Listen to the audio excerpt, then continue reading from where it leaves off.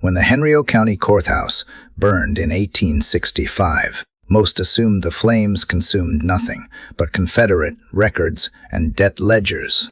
But courthouse clerk Josiah Peaton wrote in his private diary that among the ashes, workers found a locked iron chest containing 23 pages of testimony so disturbing that the Reconstruction authorities ordered every copy destroyed.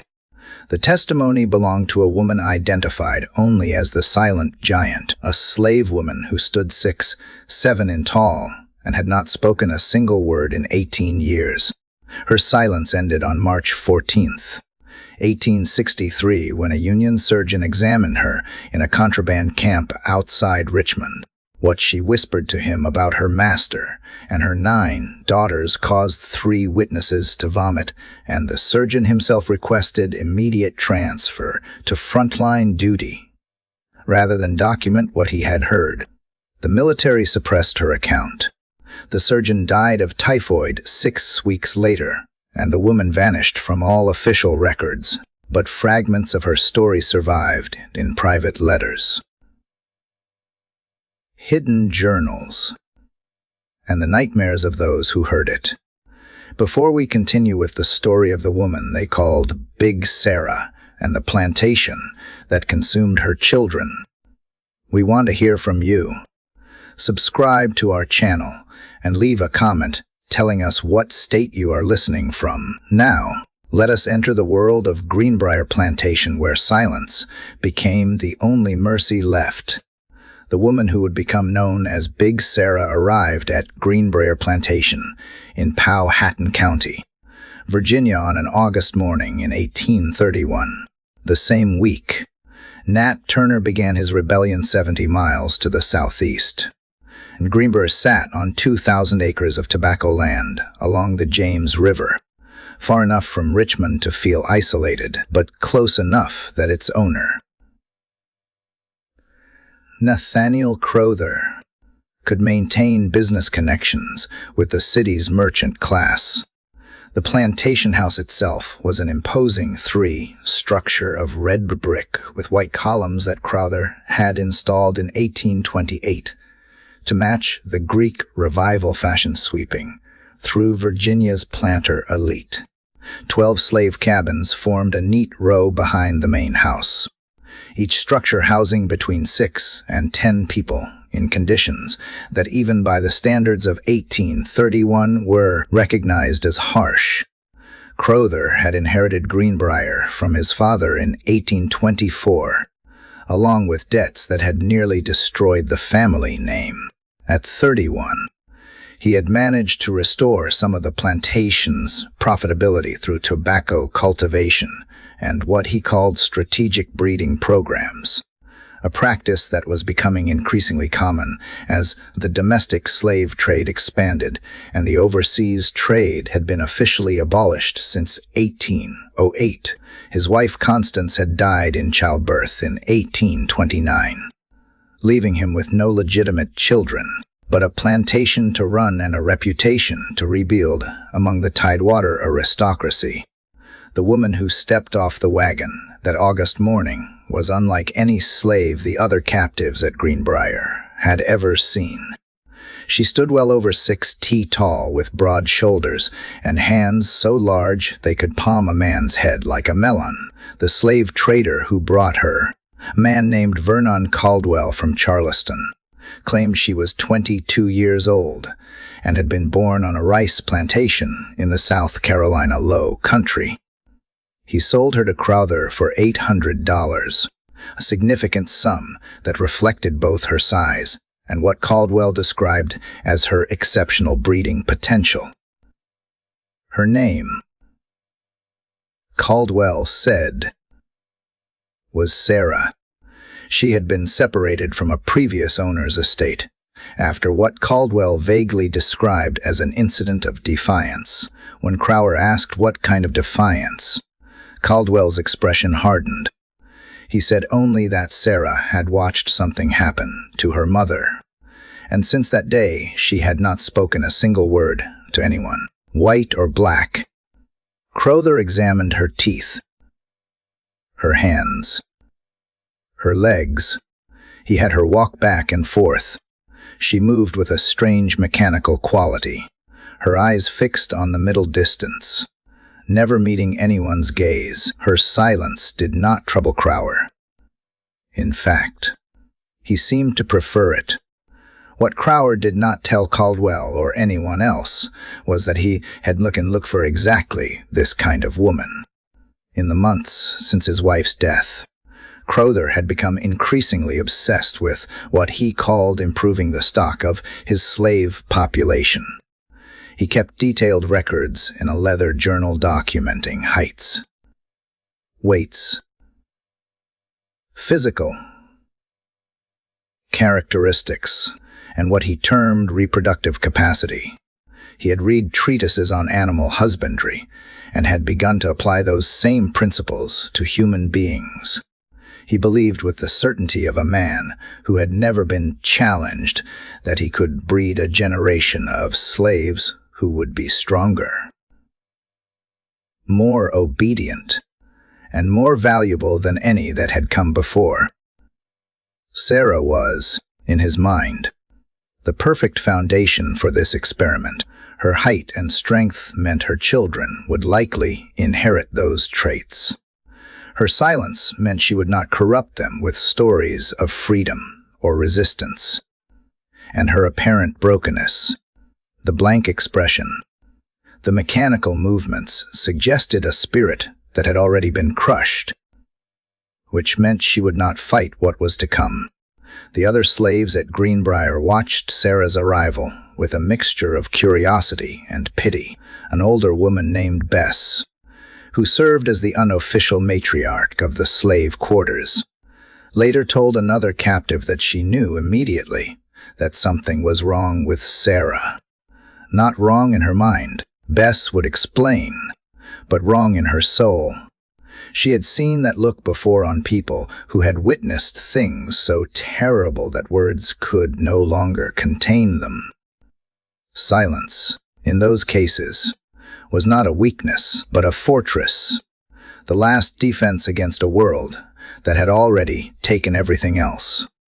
Crowther assigned Sarah to fieldwork initially, but within 2 weeks he had relocated her to a separate cabin, a small structure that had previously been used for storage set apart from the other slave quarters. He told the overseer, a brutal man named Virgil Stanton, that Sarah required special management and that she was not to be worked in the same crews as the other slaves. Stanton, who had been with Crowther for 3 years and had learned not to question his employer's stranger instructions, simply nodded and made the arrangements. That September, on the night of a new moon, Crowther visited Sarah's cabin for the first time. He carried with him a lantern, a bottle of whiskey, and a leather strap. When he emerged 2 hours later, his shirt was torn, and his knuckles were bleeding, but his expression was one of satisfaction. He told Stanton the next morning that Sarah had accepted her new role, and that from now on she was to be left entirely to his supervision. No other white man was to enter her cabin. No other slave was to speak to her unless given explicit permission. She would work in the fields during the day, but her nights belonged to Crowther alone. The other slaves knew what this meant. They had seen it happen before, though never with such calculated deliberation. Bess tried once to approach Sarah during the lunch break in the fields to offer some word of comfort or solidarity. But Sarah simply stared through her as if she were made of glass. Her silence was absolute. When Bess touched her arm, Sarah flinched so violently that she dropped her water gourd, but she made no sound, not a gasp, not a cry.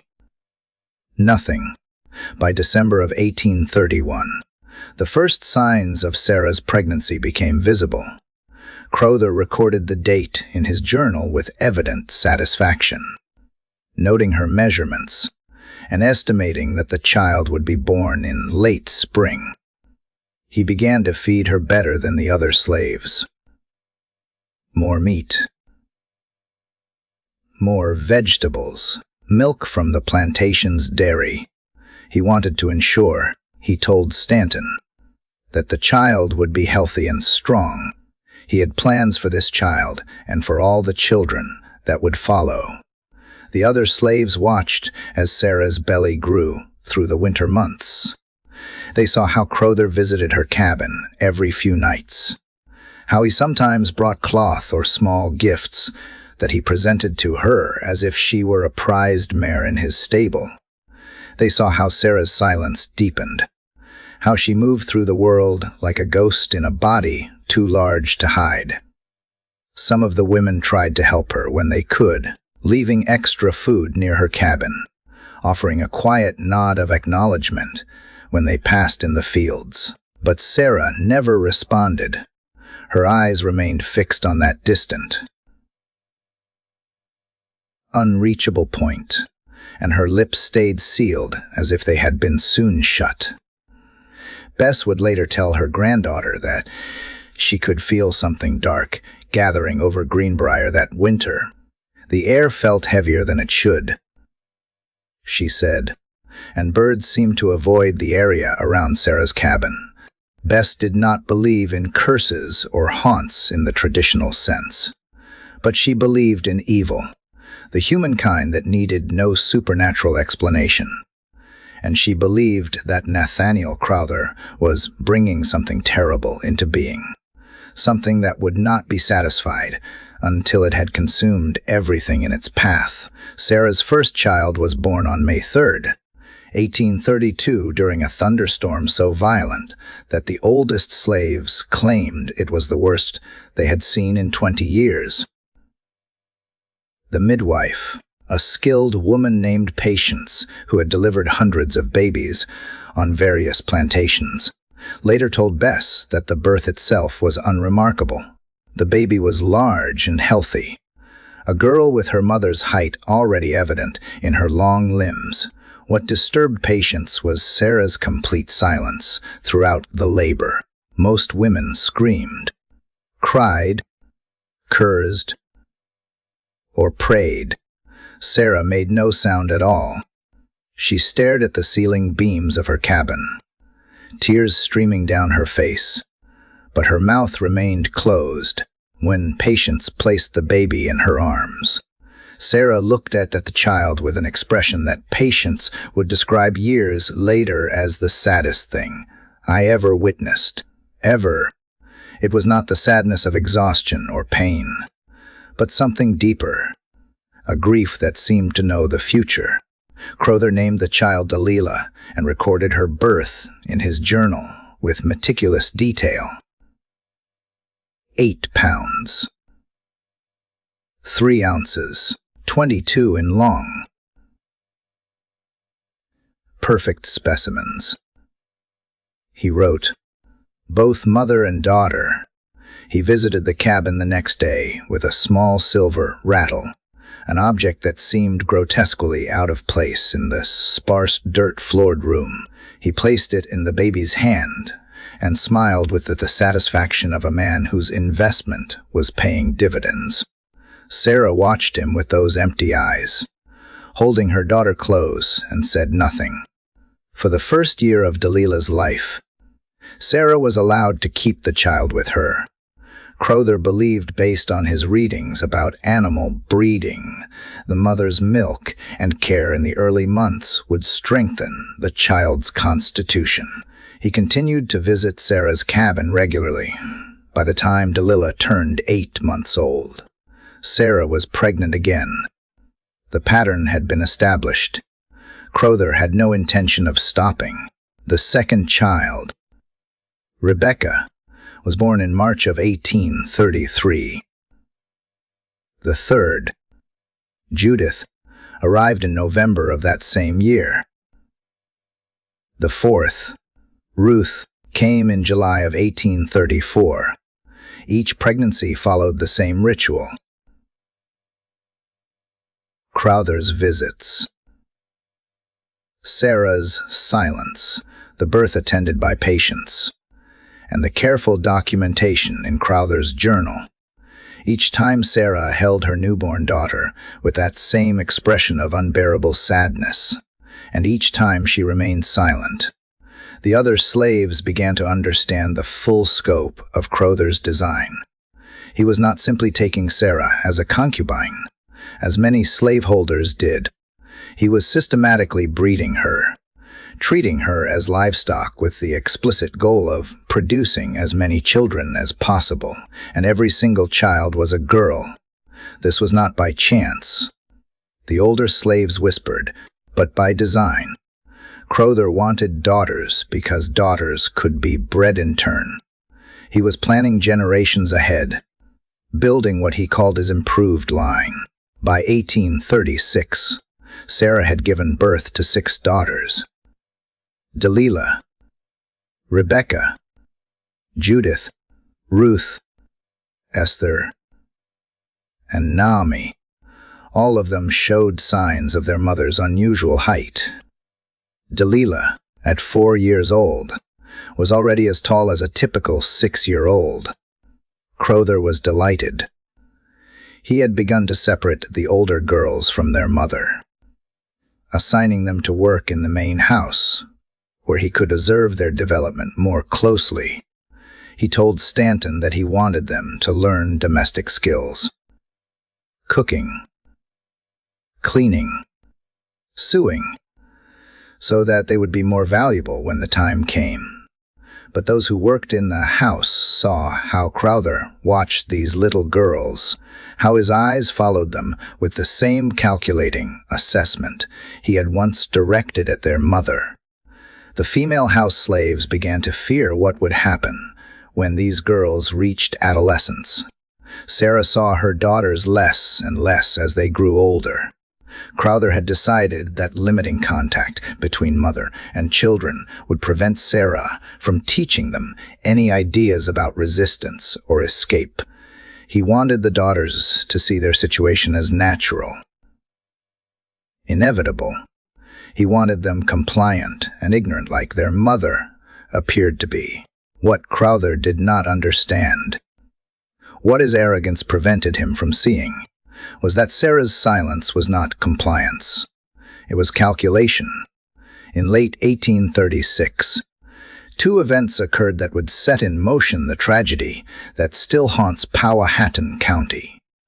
The first was that Crowther hired a new overseer. Virgil Stanton had died in August of that year, kicked in the head by a mule, in what everyone agreed was a fitting end for a cruel man.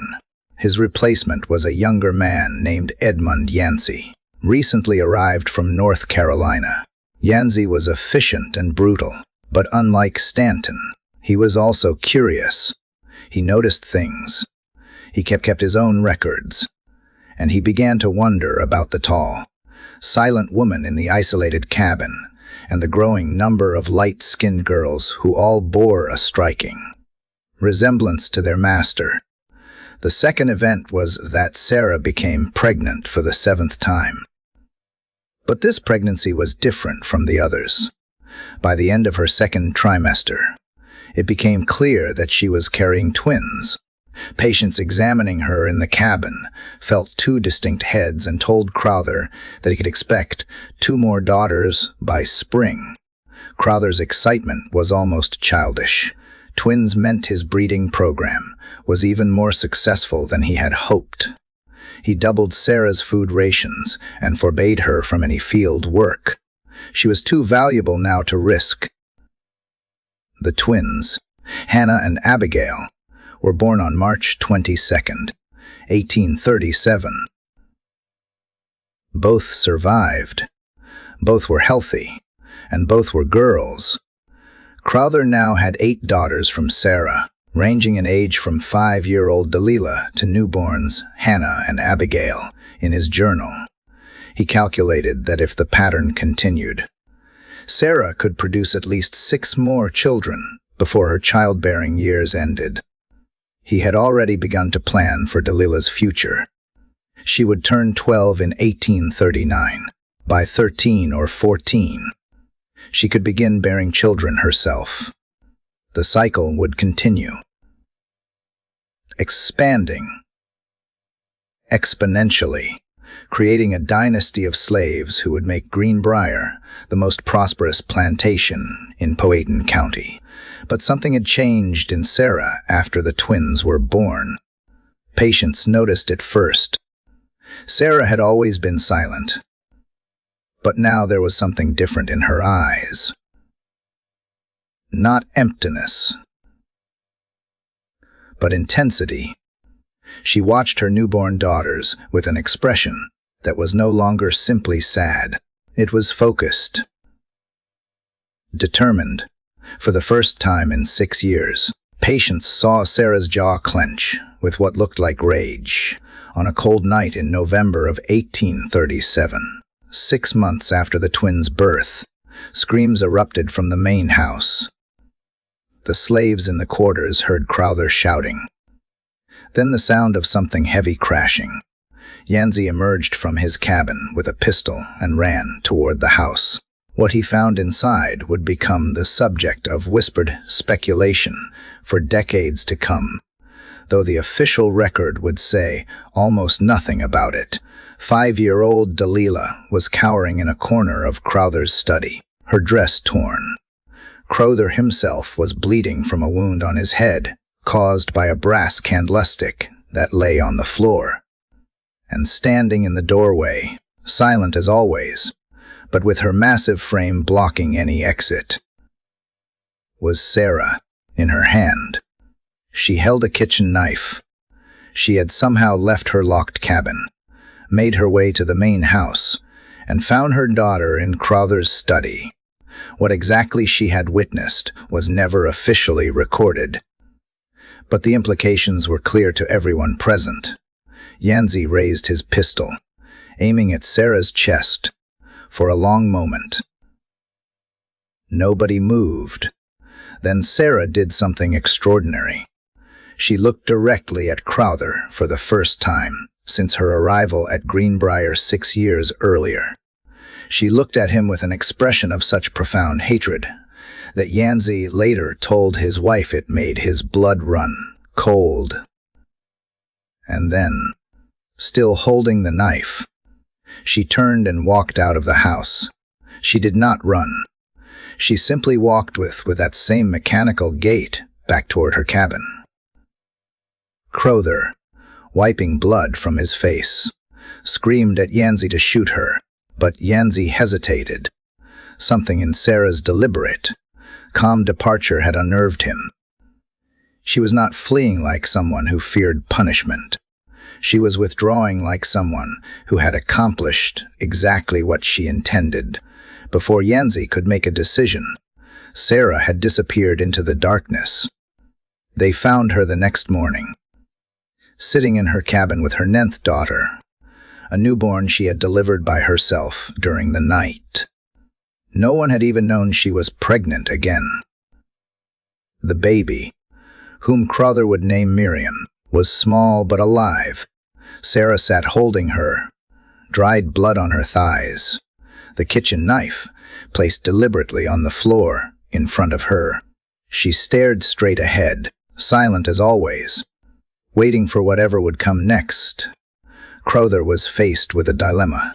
By law and custom, Sarah's attack on a white man, even in defense of her daughter, was a capital offense. He could have her hanged or sold away, but doing so would mean losing his breeding program, his improved line, and the fortune he believed these children represented. After a week of deliberation, he made his decision. Sarah would be punished, but not killed. She would be locked in her cabin permanently, let out only for necessary physical maintenance.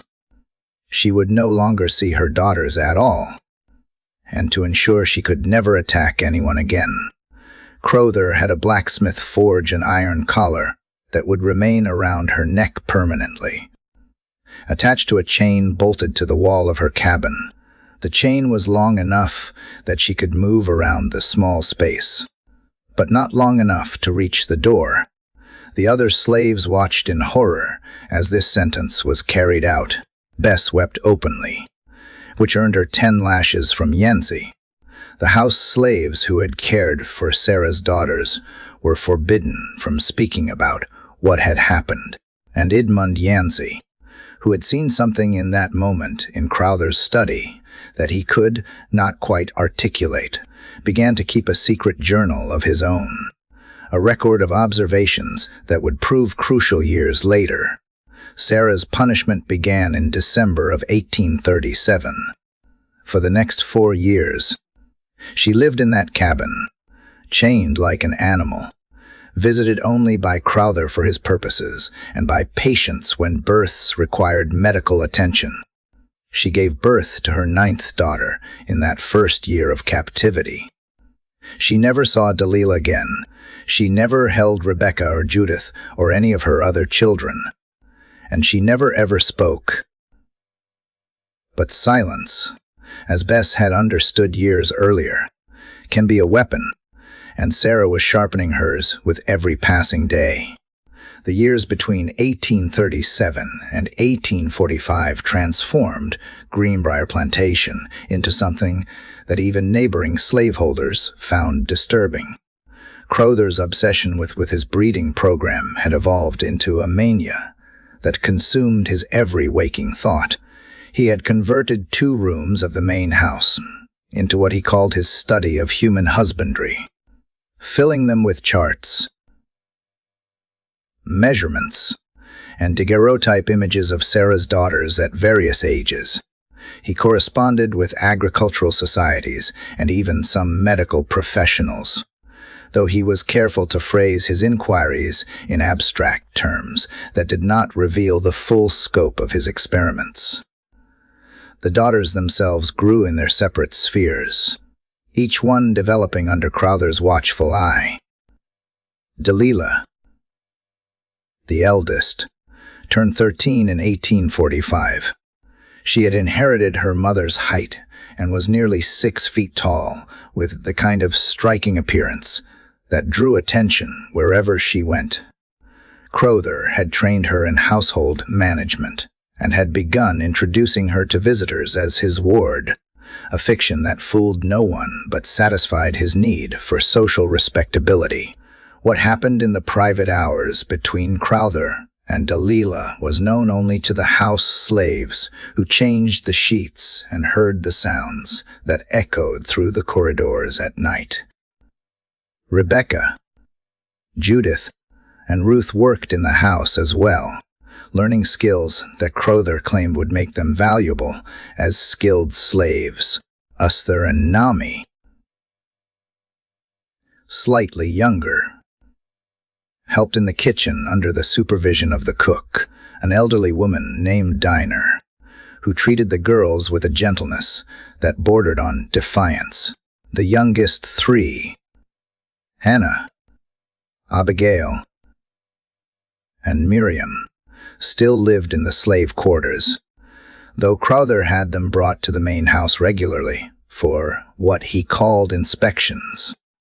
Throughout these years, Sarah remained chained in her cabin. The other slaves rarely saw her. Crowther had the cabin's windows boarded up from the outside, supposedly to prevent her from signaling to others. But the real reason seemed to be that he wanted her existence erased from view. Food was left at her door twice a day, once a week. She was allowed outside, still chained, to walk in a small fenced area behind her cabin. During these brief moments of semi-freedom, the other slaves would sometimes catch glimpses of her. They reported that she had changed. Her hair had gone completely gray. Her body, though still massive, had taken on a gauntness that suggested inadequate nutrition despite Crowther's claims of proper care.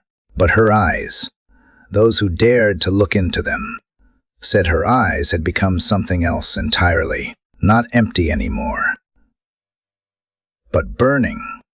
Edmund Yancey continued to keep his secret journal during these years, documenting observations that troubled him increasingly. He noted the ages of the daughters and the timing of when Crowther's nocturnal visits to their rooms began. He recorded the tears he saw on Delilah's face at breakfast the morning after her 13th birthday, and the way Rebecca flinched when Crowther touched her shoulder when she turned 12. Yancey was no abolitionist. He believed in slavery and enforced it brutally. But he found himself repulsed by what he was witnessing. There was slavery, and then there was this. Even he could see the difference. In September of 1845, a Methodist circuit preacher named Reverend Thomas Sheffield visited Greenbryer as part of his rounds through Powhatan County. Crowther was not a particularly religious man, but he maintained appearances for social standing, and he allowed Sheffield to preach to the slaves on Sunday afternoons. Sheffield was a thin, intense man in his 40s, genuinely committed to spreading the gospel, even to those in bondage. Unlike many white preachers of the era, he actually seemed to care about the spiritual welfare of enslaved people, though his understanding of justice was limited by the blinders of his time and place. During his visit, Sheffield noticed the unusual number of mixed-race girls at Greenbryer, all bearing a striking resemblance to each other. He commented on this to Crowther, who explained with barely concealed pride that these were the daughters of a particular slave woman who possessed exceptional breeding qualities. Sheffield's expression darkened. He asked if he might speak with this woman to provide spiritual counsel. Crowther refused, claiming she was unwell and could not receive visitors. Something in his refusal made Sheffield suspicious. That evening, Sheffield spoke quietly with some of the older slaves, including Bess.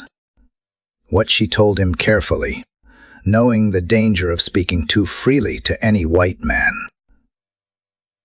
horrified him. She did not mention Crowther's sexual violence explicitly, but she spoke of Sarah's chains, her isolation, and the sorrow that hung over the plantation like a fog. She mentioned that Sarah had not spoken in 14 years, that she had been separated from her 9 daughters, that she lived in darkness. Sheffield understood enough to grasp the full picture. The next morning, before leaving Greenbryer, Sheffield confronted Crowther directly. It was a brave act, possibly foolish, for a circuit preacher with no wealth or power. He told Crowther that what he was doing was an abomination before God, that no amount of property rights could justify such treatment of a human being, that even within the institution of slavery, there were lines that should not be crossed. Crowther listened with an expression of cold amusement, then informed Sheffield that he was no longer welcome at Greenbryer. If Sheffield made any public accusations, Crowther warned he would sue him for defamation and use his considerable influence to have Sheffield removed from the Methodist ministry. Sheffield left shaken and angry, but ultimately powerless.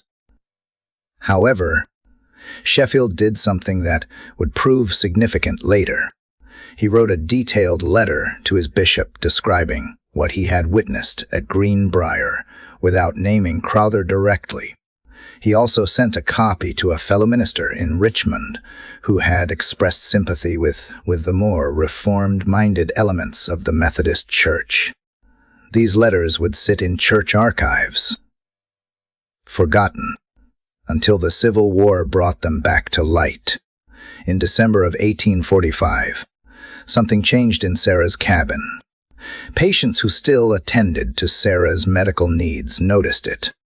During a routine visit, Sarah had begun scratching marks on the walls, lines arranged in groups of 5 like a prisoner counting days. But these marks did not seem to be counting time linearly. Instead, they were arranged in 9 columns, each column containing a different number of marks. When patients looked more closely, she realized with a chill that each column corresponded to one of Sarah's daughters. Sarah was tracking them, tracking their ages, counting.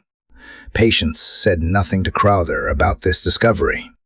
But that night, lying in her own bed in the slave quarters, she found herself unable to sleep. She kept thinking about those marks on the wall, the methodical precision of them. The organization. Sarah had not spoken in 14 years, but she was not silent in her mind. She was remembering. She was planning. And somehow Patience knew that whatever Sarah was planning would be terrible. The spring of 1846 brought changes to Greenbryer that would accelerate the coming disaster. Crowther, now 53 years old and increasingly confident in his breeding program's success, decided to expand his operations. He purchased 3 more slave women, specifically selected for their height and physical strength, intending to replicate his success with Sarah. He also constructed 3 new cabins near Sarah's, each designed with the same isolation features.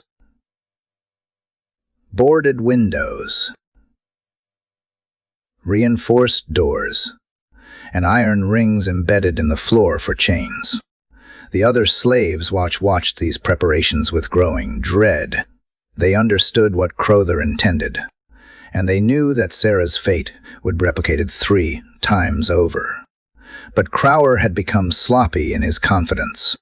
He spent more time in Richmond, socializing with other planters, and even presenting a paper to an agricultural society about improved breeding techniques for the labor force. That was abstract enough to be respectable, but specific enough that some in the audience shifted uncomfortably in their seats. During his absences, the day-to-day management of Greenbryer fell increasingly to Edmund Yancey, whose private disgust with Crowther's methods had matured into something resembling a crisis of conscience. Yancey had never considered himself a moral man. He had whipped slaves, separated families, and enforced the brutal discipline that kept the plantation running. But Crowther's systematic sexual exploitation of Sarah and his daughters crossed a line that even Yancey found intolerable. It was not that Yancey believed slavery was wrong. He did not. But he believed even within that evil institution, there were rules, boundaries, traditions that separated civilization from savagery. Crowther had abandoned all of that in pursuit of his obsession.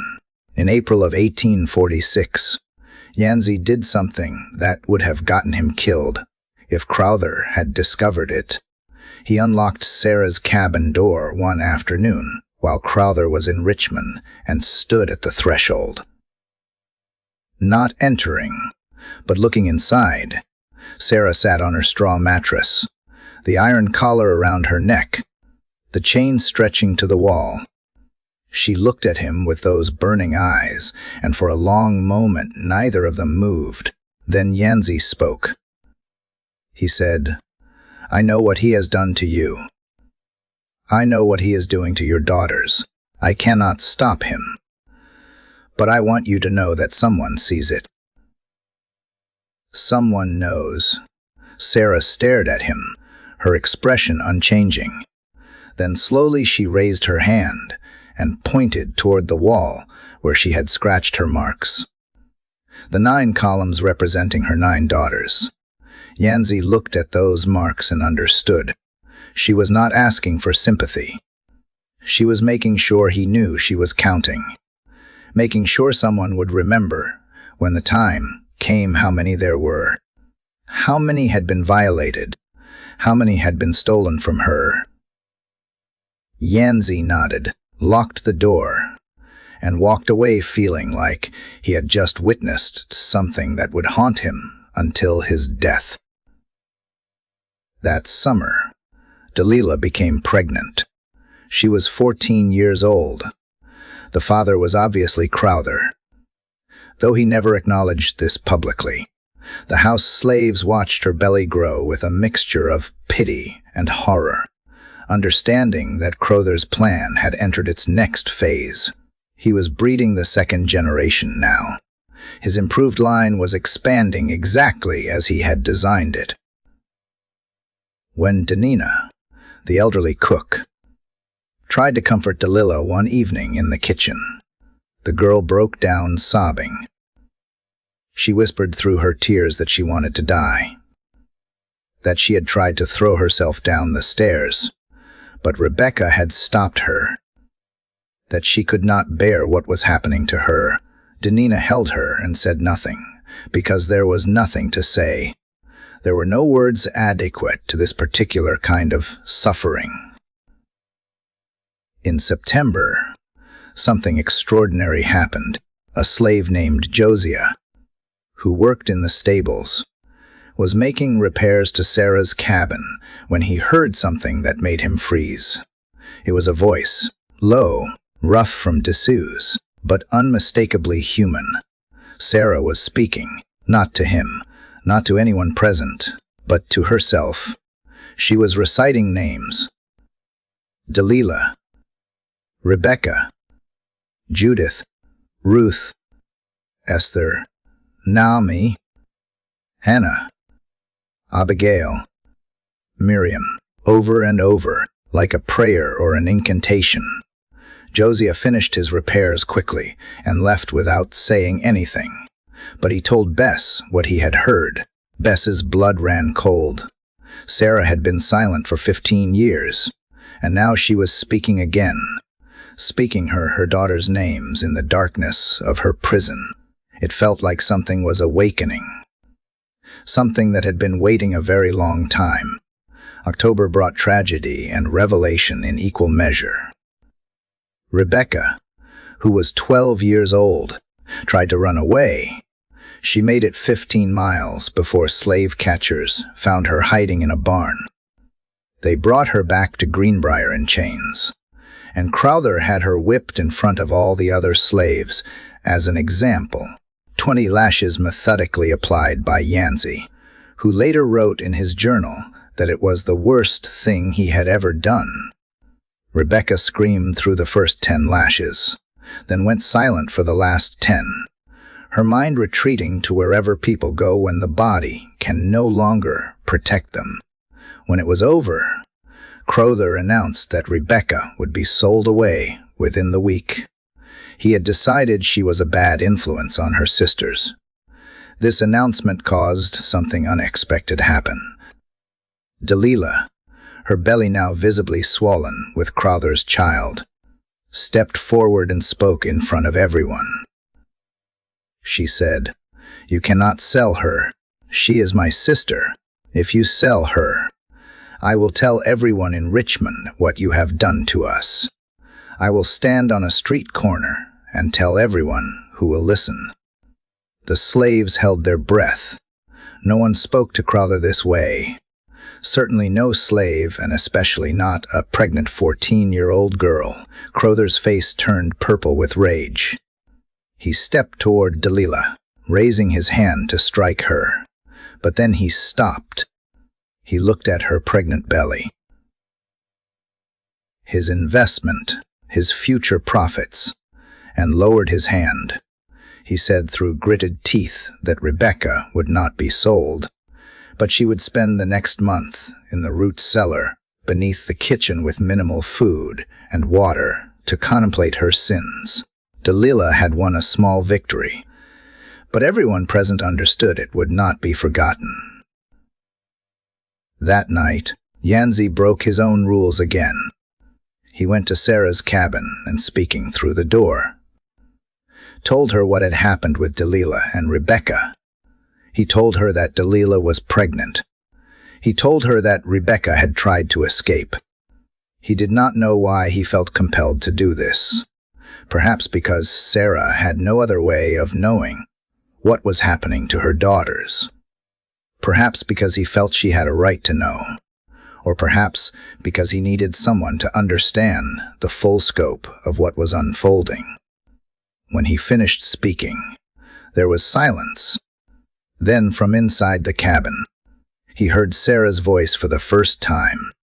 It was deeper than he expected, roughened by years of disuse. She said only 3 words, "They are mine." Yanzi felt ice run down his spine. He understood that Sarah was not speaking of possession, but of identity. Those girls were hers. They came from her body. And what was happening to them was happening to her. He walked away from the cabin feeling certain that something terrible was building, some storm that had been gathering for 15 years, and that when it finally broke, it would destroy everything in its path. November of 1846 marked 15 years since Sarah's arrival at Greenbryer. During those 15 years, she had given birth to 9 daughters. She had been raped hundreds of times. She had been chained like an animal for 9 years. She had watched her eldest daughter follow her into the same nightmare. And through all of it, she had maintained her silence, not from compliance or defeat, but from something else entirely. Something patient, something that knew how to wait.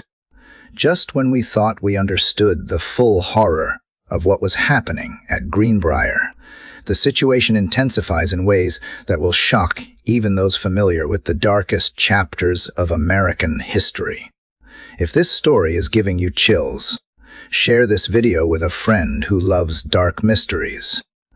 Hit that like button to support our content. And do not forget to subscribe to never miss stories like this.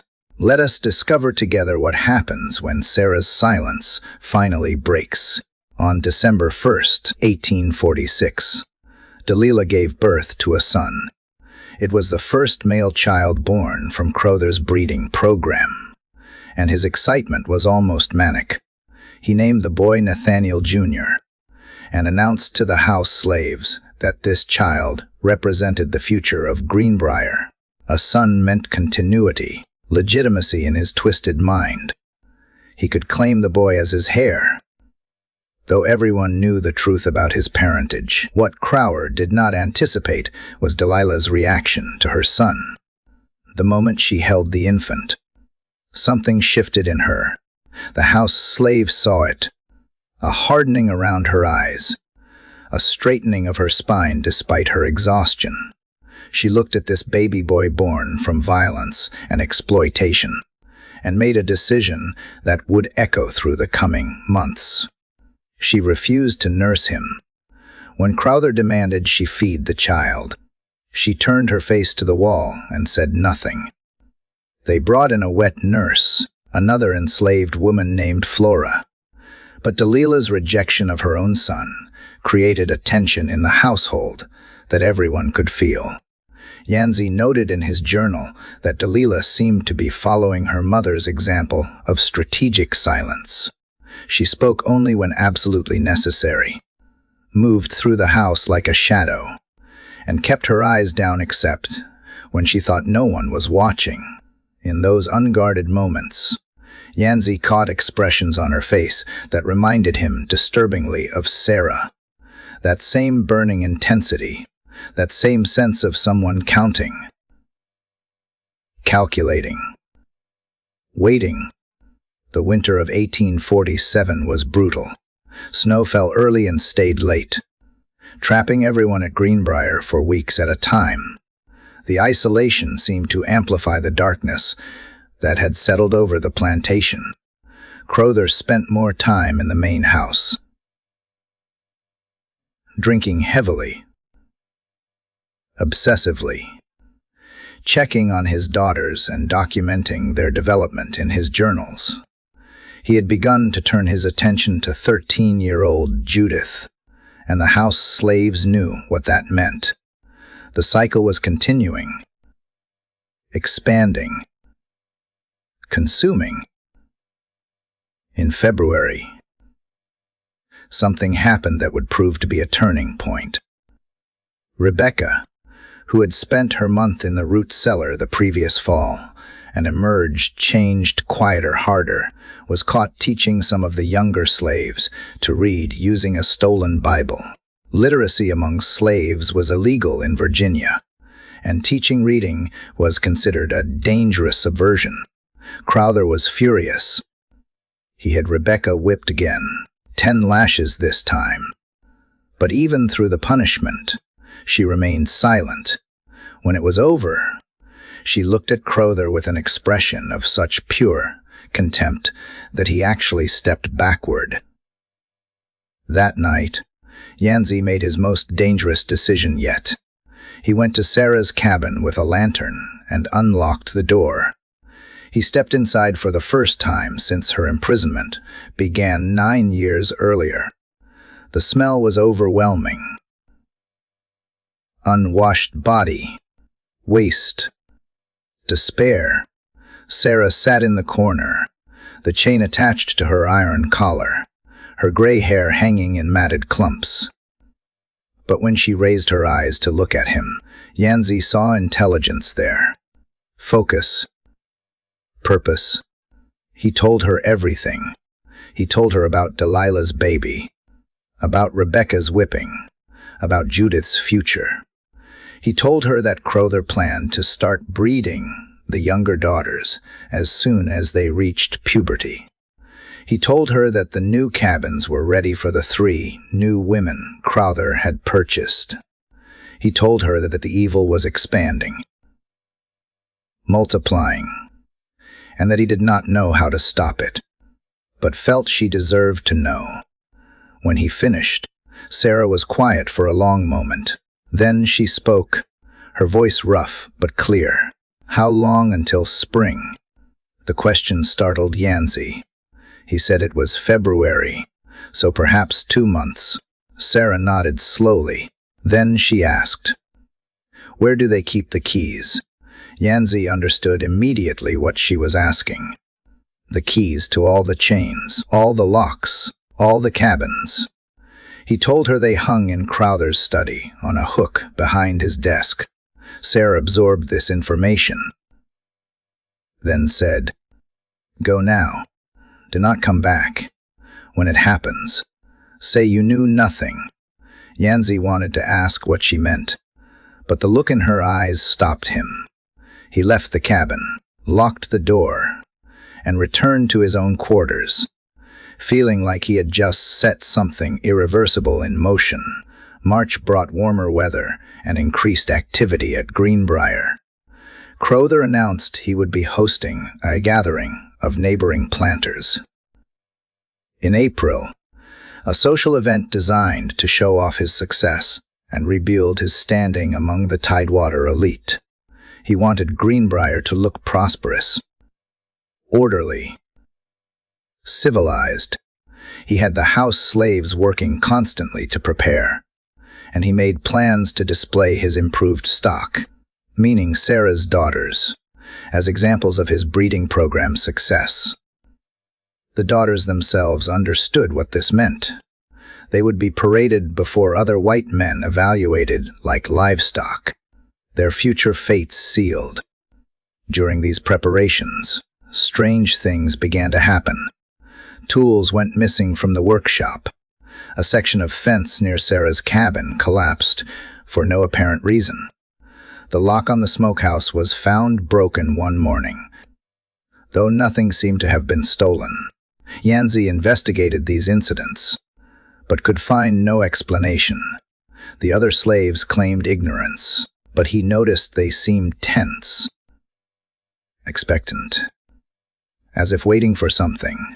On March 15th, 1847, Patience was called to Sarah's cabin for what Crowther described as a routine medical check.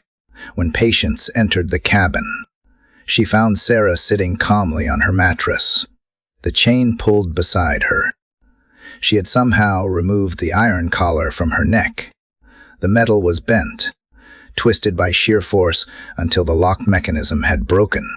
Patience stood frozen in the doorway, staring at Sarah's neck where the collar had left deep scars. Sarah looked at her and said, "Tell him nothing. Tell him I was sick and you gave me medicine. Tell him I am weak." Patience, terrified, but also moved by something she saw in Sarah's eyes, nodded and backed out of the cabin.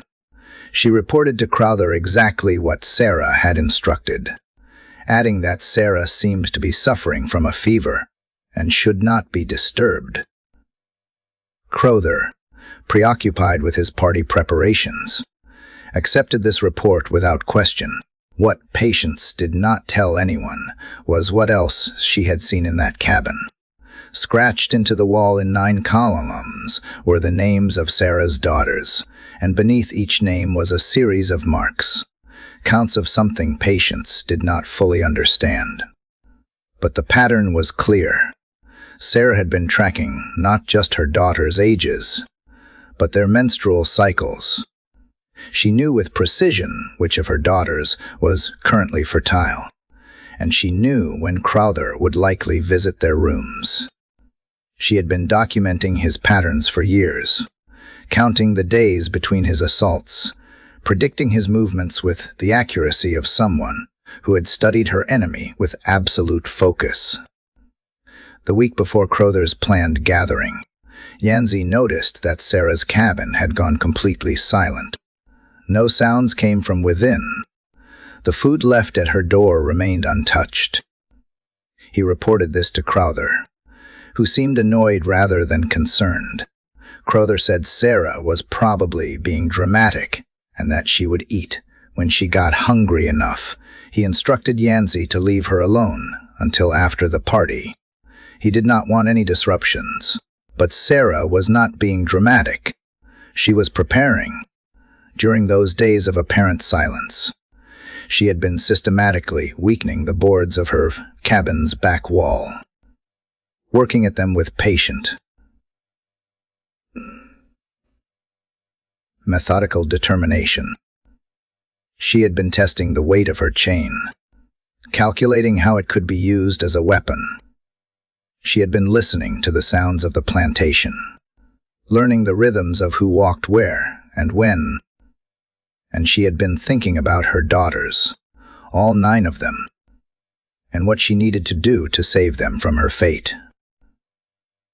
April 3rd, 1847, dawned clear and warm. Crowther's gathering was scheduled for that evening, and the plantation buzzed with final preparations. 20 planters from across Powhatan and surrounding counties would be arriving along with their wives and older sons. Crowther had arranged for a lavish dinner, entertainment, and a tour of his facilities, where he planned to present his theories on agricultural improvement, his euphemism for his breeding program. The house slaves worked frantically all day. Deneen and her helpers prepared an elaborate meal. Delilah, Rebecca, and the other older daughters were dressed in clean clothing and instructed to serve the guests. Crowther reminded them repeatedly to smile, to be pleasant, to demonstrate the docility and refinement that his program had produced. The girls moved through these preparations like sleepwalkers, their faces masks of forced compliance.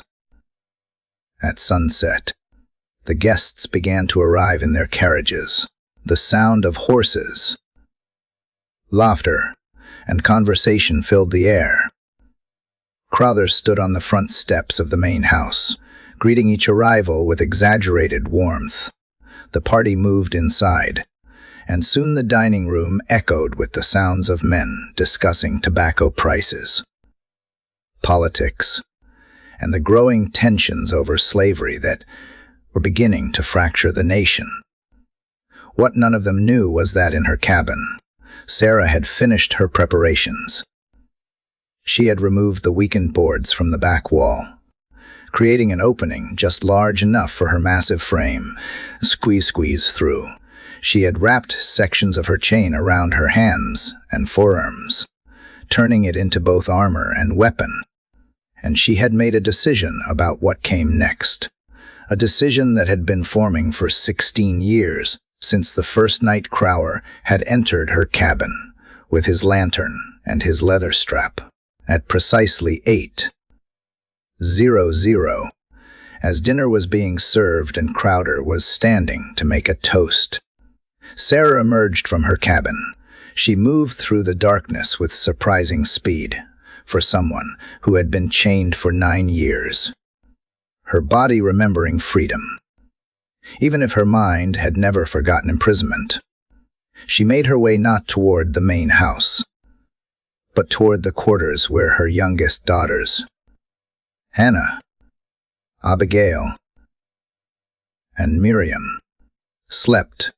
She entered the cabin silently, waking them with a hand over each girl's mouth. When they saw her, they did not scream. Despite years of separation, they knew her instantly. Some recognition deeper than memory told them this giant woman was their mother. Sarah did not speak to them. She simply gestured for them to follow, and they did, climbing out of their beds and trailing behind her through the darkness. She led them away from the plantation buildings toward the tree that marked the edge of Crowther's property. There, hidden in the shadows, she had them wait. Then she turned back toward Greenbryer.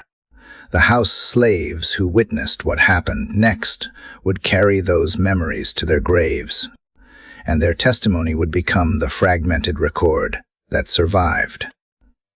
Sarah entered the main house through the kitchen door, which had been left open due to the heat of cooking.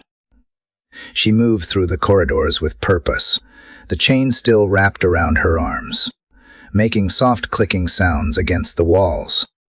When she reached Crowther's study, she found what she was looking for, the ring of keys hanging behind his desk, just as Yanzi had described. With the keys in hand, Sarah moved to the upstairs bedrooms. She unlocked the doors where Delilah, Rebecca, Judith, Ruth, Esther, and Nami slept. She woke each one, placed a finger to her lips for silence, and gestured for them to follow. The daughters, understanding instinctively that this was escape or death, or possibly both, followed without question. Sarah led them down the back stairs, through the kitchen, where Nina stood frozen with a ladle in her hand, and out into the night. It was only when Sarah and all 9 of her daughters were gone that someone in the dining room noticed the silence. The sounds from the kitchen had stopped. One of the house slaves who'd been serving had disappeared. Crowther, annoyed at the disruption, excused himself to investigate. When he entered the kitchen and found it empty, confusion turned to alarm. He called for Yanzi, who came running with several other white men from the party. They searched the house first, then the quarters. Then, finally, someone thought to check Sarah's cabin. They found it empty, the back wall torn open, the chain lying in a coil on the dirt floor like a shed skin. Panic spread through the gathering. Crowther screamed orders. Lanterns were lit. Dogs were released. A hunting party formed quickly. 20 armed white men on horseback, determined to recapture the escaped slaves before they could reach freedom. Or worse, inspire others to follow. But Sarah had planned for this, too. She led her daughters not north toward freedom, as the hunters expected, but south and east toward the James River. She knew the terrain from her years of watching, listening, and counting. She knew whether water ran fast enough to hide their scent from dogs. She knew which paths would be hardest to track. And she knew something else that none of the hunters suspected. She had been communicating with other slaves for months through patients who had been secretly carrying messages without fully understanding their content. The hunting party split into groups, searching in multiple directions. They rode hard through the night, calling out threats and promises alternately. But as dawn broke on April 4th, they had found nothing. No tracks, no trail, No sign of Sarah or her daughters. It was as if the earth had swallowed them whole. Crowther was frantic. His entire breeding program, his future fortune, his social standing. Everything depended on recovering those women. He offered a reward of $500 for information leading to their capture. An enormous sum that had slave catchers from 3 counties joining the search. But days passed. Then weeks, and still nothing. What actually happened to Sarah and her daughters became the subject of speculation and legend. Some said they made it to the Underground Railroad and eventually to freedom in Canada. Others claimed they died in the wilderness, unable to survive without resources. Still others whispered that Sarah had killed her daughters herself, rather than let them be recaptured. A mercy killing that was simultaneously the most terrible and most loving act imaginable. There was one witness who saw something that suggested a different truth. Edmund Yancey, who had joined the search party, but found himself increasingly reluctant to actually find his quarry, was riding alone along the James River on the 3rd day of searching, when he came upon a sight that would haunt him forever. On a small sandbar in the middle of the river, he saw 9 piles of stones, each pile carefully arranged, each topped with a small wooden cross made from tied sticks. The crosses were crude but deliberate. Someone had taken the time to build markers to create graves or memorials, and standing in the water near the sandbar, just her head visible above the surface, was Sarah. Their eyes met across the water. Yancey did not raise his rifle. He did not call out to the others. He simply sat on his horse, watching as Sarah slowly submerged, disappearing beneath the brown water of the James. He waited for her to resurface, but she never did. The current was strong there, and the river was deep. Whether she drowned intentionally or was simply pulled under, Yancey never knew, but he understood that those 9 stone piles represented something. Perhaps graves for her daughters, perhaps symbols of something else entirely. Yancey turned his horse around and rode back to Greenbryer. He told Crowther he had seen nothing. The official search continued for another month, but no trace of Sarah or her daughters was ever found. The aftermath of Sarah's escape destroyed Nathaniel Crowther more thoroughly than any direct confrontation could have. His breeding program was exposed when investigators began asking questions about the 9 missing slave women, all daughters of the same mother, all of them remarkably similar in appearance to their owner. Neighboring planters who had always suspected something unseemly about Crowther's operation now had confirmation of just how far beyond the pale he had gone. Even in a society that accepted slavery and the sexual exploitation that often came with it, Crowther's systematic multi-generational program of forced breeding struck many as a bridge too far. The social ostracism was swift and total. Families who had attended his party refused to speak to him. Business connections dried up. His creditors, sensing vulnerability, called in debts. Within 6 months, Crowther was forced to sell Greenbryer at a fraction of its value.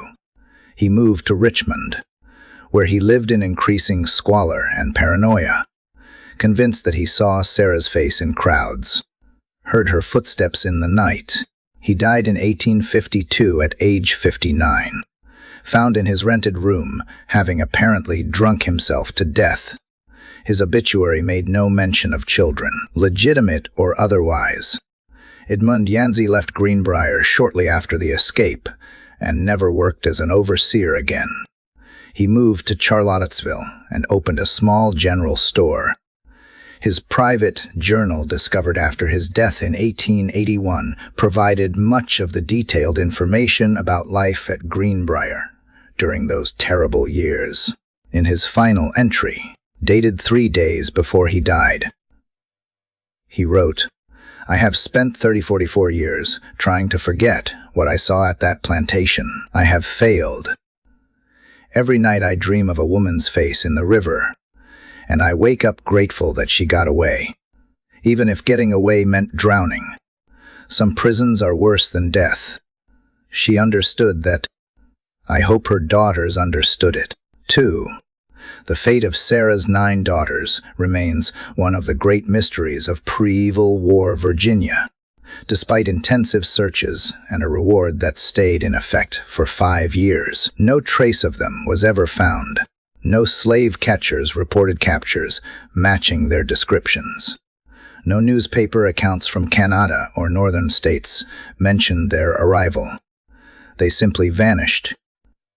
However, there are intriguing fragments of possible evidence scattered through various archives. A Methodist minister's letter from 1848 mentions meeting a group of remarkably tall mulatto women at a Quaker safe house in Pennsylvania, women who refused to give their names or speak about their past. A diary entry from a school teacher in Ontario in 1852 describes 9 sisters, all uncommonly tall, who arrived from the South and kept entirely to themselves, speaking rarely even to each other. An 1867 census record from a small farming community in Michigan lists a family headed by Sarah D., age 35, colored with 8 sisters.